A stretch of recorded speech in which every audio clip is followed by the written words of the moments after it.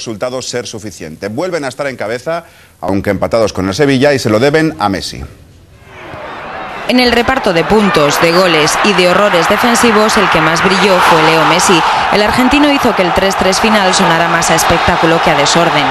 Los efusivos besos al escudo, el riesgo de lesión que corrió Eto'o al felicitarle y la pleitesía de un Ronaldinho entregado al crack fueron detalles de noche inolvidable para él. El mejor recuerdo, obviamente que sí, ¿no? Es un derbi, en un partido y más contra el Madrid. Goles que deberían hacer pensar a Rijkaard porque su disfraz de Dream Team no resultó eficaz.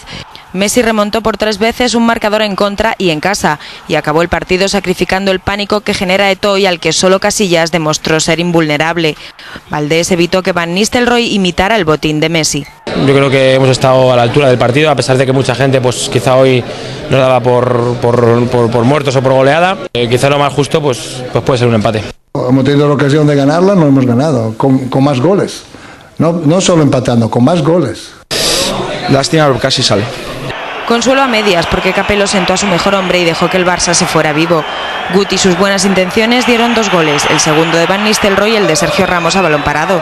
El Barça acabó frustrado porque se les negó el último cartucho en este penalti sobre Ronaldinho. El Madrid se quitó un gran peso de encima, aunque se fue de Barcelona con un meneo de lo más gustoso.